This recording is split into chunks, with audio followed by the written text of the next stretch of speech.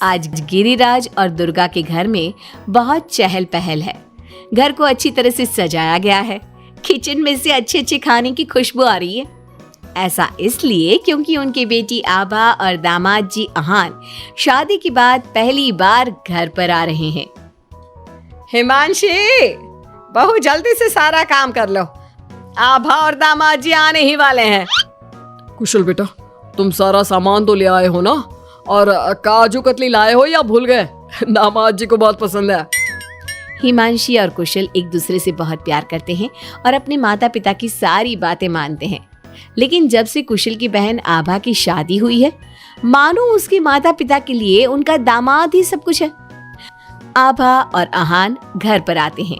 सब उनका स्वागत करते हैं। आभा और हिमांशी किचन में खड़ी होकर बातें करती हैं। आभा, कैसे है तुम्हारे ससुराल वाले? तुम्हारा मन तो लग रहा है ना वहाँ? और अहान जी तुम्हारा ख्याल रखते हैं या नहीं?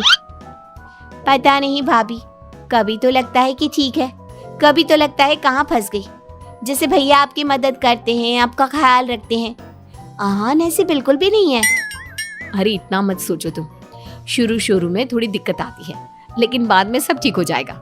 चलो बाहर चलते हैं। हिमांशी और आभा चाय नाश्ता लेकर बाहर आई। सब लोग आपस में बात करने लगे, लेकिन अहान बहुत घमंडी तरीके से बोलता है। आपका घर तो बहुत बड़ा है ससुर जी। आपका और कुशल का बिजनेस भी बहुत अच्छा चल रहा है, तो आप लोगों ने दहेज देने में इतनी कंजूसी क्यों की? अरे दामाद जी, कैसी बात कर रहे हो? आपके परिवार ने जिस जिस चीज की मांग की थी वो सब हमने आपको दिया है। अगर किसी चीज की फिर भी कमी रह गई है तो बता दीजिए। कुछ चीजें बिना मांगे भी तो दी जा सकती है ससुर जी। अहान, अगर तुम्हें कुछ और चाहिए तो बता दो, हम तुम्हारी सारी इच्छा पूरी करेंगे। अहान प्लेट से बिस्किट उठाकर बोलता है। मांगने से दिया तो क्या दिया, वैसे भी आप लोग मेरी डिमांड कभी पूरी नहीं कर पाओगे। आभा और अहान अपने घर चले गए। उनके जाने के बाद कुशल कहता है। मम्मी, हमने आभा की शादी गलत घर में तो नहीं कर दी? अहान और उसके घर वाले तो लालची लग रहे हैं। अरे चुप कर तू। दामाद ऐसे ही होते हैं, तेरी तरह नहीं कि तूने अपने ससुराल वालों से कुछ नहीं लिया और हर समय अपनी पत्नी से चिपका रहता है। ऑफिस से थका हारा आता है और अपनी पत्नी के साथ घर के कामों में मदद करता है। मम्मी, दहेज लेना तो गलत बात है ना? और हमारे पास किस चीज की कमी है? मैं अगर हिमांशी का घर के काम में हाथ बटाता हूँ तो वो भी मेरा ऑफिस का बहुत सारा काम करती है। इसमें बुरा क्या है? पति पत्नी को एक दूसरे की मदद करनी चाहिए। बेटा, किसी चीज की कमी तो अहान के घर पर भी नहीं है, लेकिन फिर भी हमने उसे दहेज दिया ना। ना केवल दहेज दिया बल्कि उनकी जो भी डिमांड थी वो सारी पूरी की। और उसने क्या किया? आपके और मम्मी के सामने ताने सुनाकर चला गया। आप दोनों को इससे दुख होगा। अहान ने इसका बिल्कुल ख्याल नहीं किया। बेचारी आभा का तो चेहरा देखने लायक था। कितनी शर्मिंदा हो रही थी वो अपने पति की बातों से। इस तरह कुशल ने अपने माता पिता को समझाने की खूब कोशिश की, लेकिन उसके माता पिता अहान को ही सपोर्ट करते रहे। और करते भी क्यों ना, हमारे समाज ने दामाद का रुतबा बहुत ऊंचे स्थान पर रखा है, चाहे फिर उनकी सोच कितनी भी नीची क्यों ना हो। इसी तरह से कई दिन बीत गए और एक दिन आभा अपने घर पर रोती हुई आई। अरे आभा, तुम रो क्यों रही हो? और ये तुम्हारे चेहरे पर निशान कैसे? आभा लगातार रोए जा रही थी।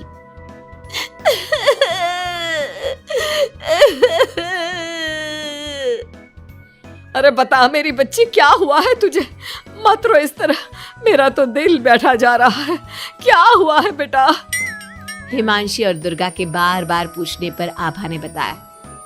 मम्मी, मुझे अहान ने बहुत मारा है। क्या?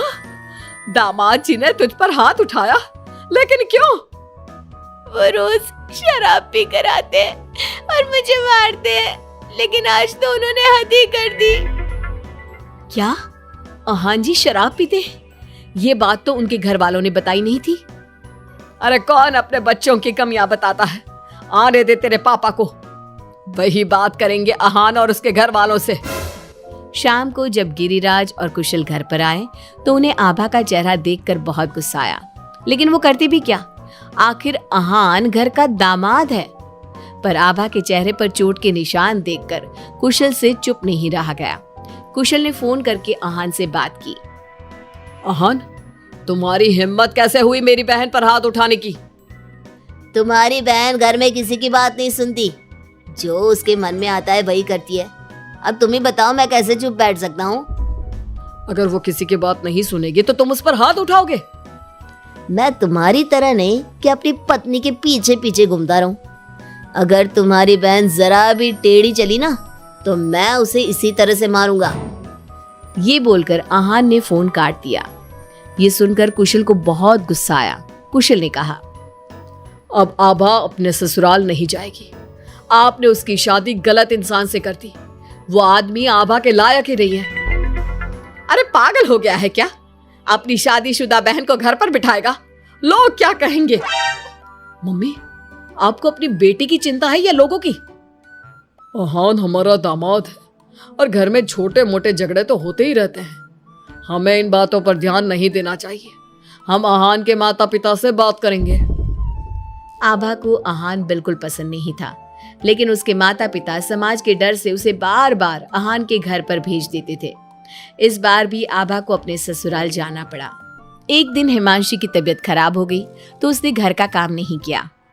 तबीयत खराब होने का बहाना बनाकर सुबह से लेटी है। तुझे इस घर में जितना आराम मिला है ना, दुनिया में किसी बहू को कहीं इतना आराम नहीं मिला होगा। तेरा तो पति भी तेरे साथ काम कराता है। देख मेरी आभा को, बेचारी कितना पिटती है अपने पति से और सारे घर का काम खुद ही करती है। शाम को जब कुशल घर आता है तो हिमांशी उसे सारी बात बताती है।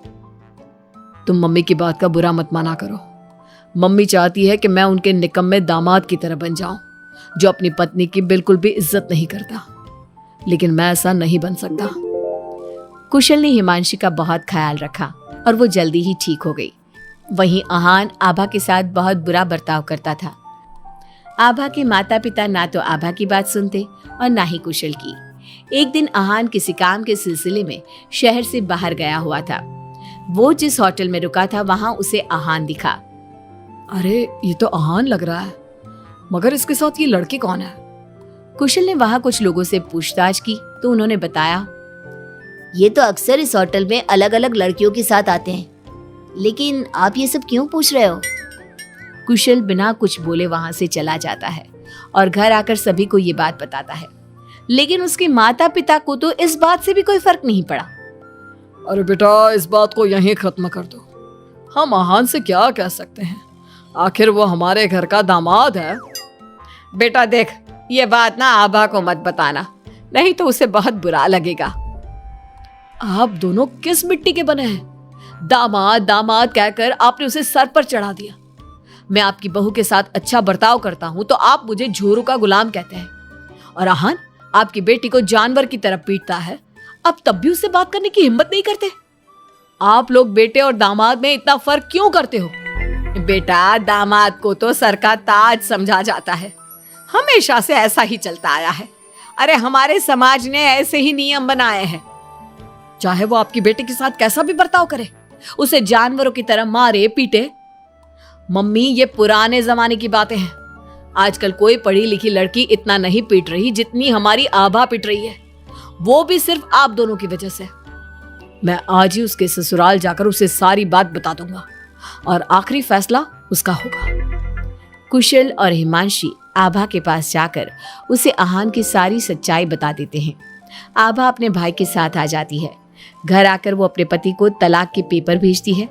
हालांकि गिरिराज और दुर्गा अभी भी अपने दामाद के साथ है और तलाक के खिलाफ। उनको अभी भी समाज की चिंता है, बेटी की नहीं।